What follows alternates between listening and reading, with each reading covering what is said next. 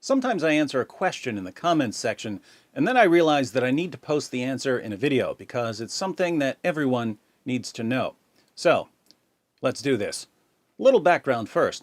In both the Quran and the Hadith, we read about Allah rescuing Abraham from a fire. In Surah 21, Abraham gets sick of his countrymen worshiping idols, so one day he sneaks in and smashes all of the idols except the biggest one. And when the idol worshippers ask Abraham what happened, he says that the big idol smashed all of the smaller idols. But the idol worshippers don't believe him because they know that idols don't move. And that was the point Abraham was trying to make. So they decide to execute him. Here's what happens starting in verse 68. They said, "Burn him and help your gods, if you would take action." We, i.e. Allah, said, "O fire, be coolness and peace for Abraham." They desired to scheme against him, but we made them the greatest losers.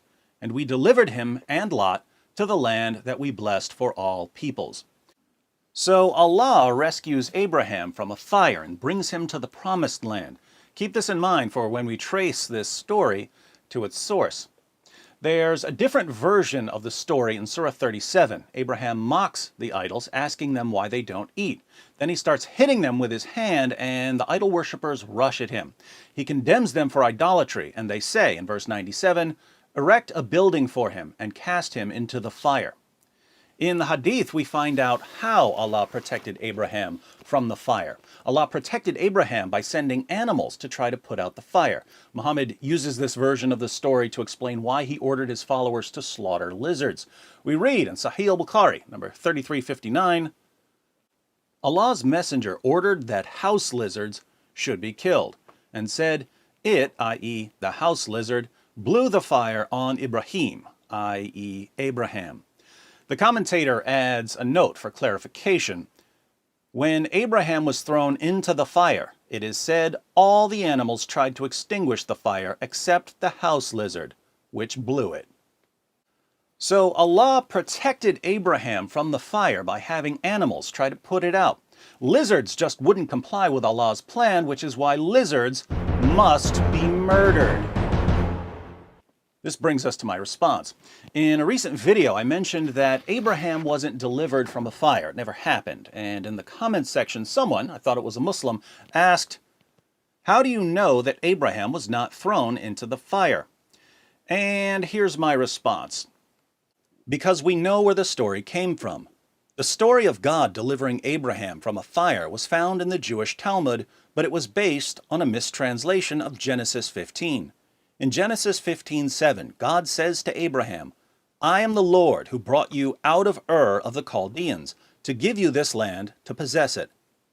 Notice the word Ur in this verse, which is a Babylonian word that means city and was the name of a particular city. In the 1st century, a Jewish rabbi named Jonathan ben Uziel was translating Genesis 15 into Aramaic, and he came across the word Ur. Jonathan knew Hebrew, but he didn't know Babylonian. So he confused the Babylonian word Ur, which means city, with the Hebrew word Ur, which means fire.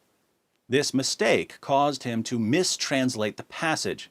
Instead of saying that God delivered Abraham out of Ur of the Chaldeans, i.e. the ancient city of Ur, which Abraham left to travel to the land God had promised him, Jonathan's mistranslation said that God delivered Abraham out of the fire of the Chaldeans.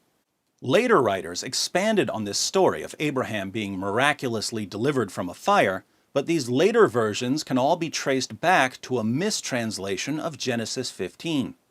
And this story, which was popular among the Jews of Arabia, ended up in both the Quran and the Hadith, even though it was based on a mistranslation. So we can see that Muhammad's listeners were entirely correct when they accused him, even in the Quran, of repeating ancient fables as revelations from God. See Quran 625, 831, 1624, 4617, 6815, 8313, etc. Hope that helps. God bless you. A moment ago, I said I thought that the question was from a Muslim. I didn't see the follow-up until I went back to take a screenshot for this video. Then I read, Act 17 Apologetics. Because of you, Mufassal Islam, and Faraj Ahmed, I have come out of Islam and have become agnostic. Now let's tie all of this together. God didn't rescue Abraham from a fire, but God is rescuing Muslims from Islam. Unfortunately, many Muslims have a tendency to call myths facts and to call facts myths. Muslims believe it's a fact that Abraham was delivered from a fire, even though this is a myth based on a mistranslation. Muslims believe it's a myth that their fellow Muslims are being delivered from Islam, even though it's a fact based on observation. Islam is like a fire that destroys reality. How does God rescue Muslims from this fire? Not by sending animals to put it out, but by sending us to refute it. If we want to complete the fire analogy, who would be analogous to the lizards that didn't want Abraham to escape the fire? The obvious candidates here would be modern leftists who shield Islam from criticism, even as it destroys Muslims and non-Muslims, and modern feminists who also shield Islam from criticism, even as it oppresses women. The irony, of course, is that Muhammad ordered his followers to kill lizards, and leftists and feminists who promote Muhammad's teachings would be among the first people killed if jihadis ever got their way. For you leftists and feminists who are watching this video, if you don't care about Muslims and non-Muslims and women enough to confront Islam, you should at least do it to protect all the poor little house lizards that are being slaughtered in the name of Muhammad. You care about lizards, don't you? Then save a lizard by sharing this video.